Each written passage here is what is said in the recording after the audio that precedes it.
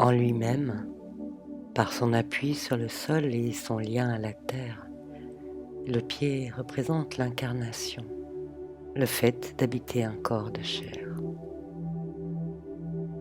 Empreintes de pas et de chaussures représentent en effet la présence réelle, concrète, laissée par celui qui est passé. Nous laissons une trace de notre passage parce que nos pieds sont l'empreinte même de notre incarnation.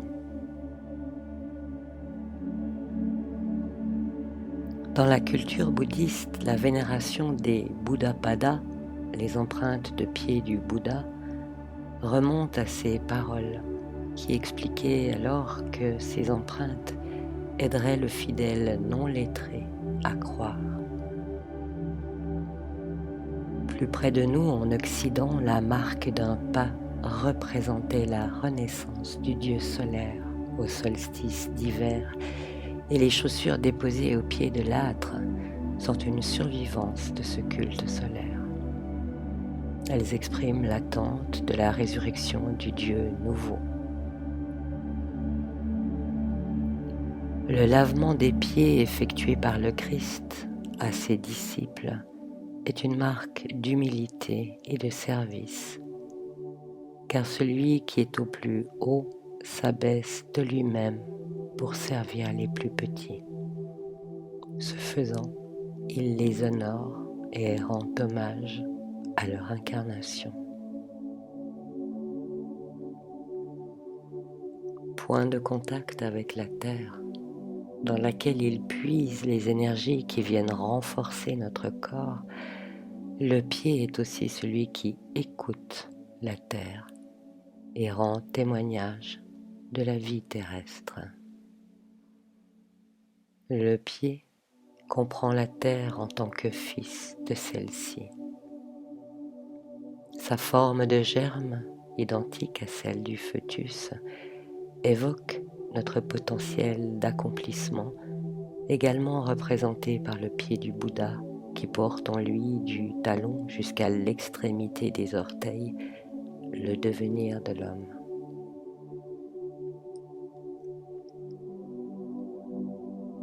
Dans la Genèse, nous rappelle Annick de Souzenel, au 7e jour, ayant achevé son œuvre, Dieu se retire. En fait, il se fait germe au sein de la création, se retirant en elle afin qu'elle puisse tirer ses forces de sa présence invisible. À travers les mythes qui le sous-tendent, le pied blessé d'Œdipe, le talon d'Achille ou celui d'Ève mordu par le serpent, le pied représente à la fois l'idée de la chute, l'âme descendant dans la matière pour s'y incarner en ressentant la perte du paradis perdu. Mais il représente aussi l'idée de la guérison et du retour au pays de l'âme, à travers Marie-Madeleine oignant les pieds de Jésus, ou la Sainte Vierge écrasant le serpent de son pied nu, rendant à la terre son rôle de mère sacrée. Le pied en tant que point d'appui sur le sol supporte le poids de notre corps. Son architecture en arche lui permet de résister à ce poids et sa souplesse de nous diriger aisément dans la direction que nous choisissons. Un voyage de 1000 lieues commence toujours par un premier pas, dit le sage Lao Tzu, fondateur du taoïsme. Savoir que grâce à nos pieds nous pouvons parcourir la terre jusqu'au bout du monde moyennant le temps qu'il faudra est une idée enivrante. Les pèlerins sur la route de Compostelle savent que la marche est une expérience initiatique et que l'on en revient toujours transformé. Même une petite balade est une transformation. Le pied est ainsi le symbole de la liberté et des choix que nous faisons, des orientations choisies. Le pied nous permet d'aller de l'avant, mais aussi de résister, de camper sur nos positions. Il représente en ce sens nos attitudes, comportements et postures d'action ou d'inaction.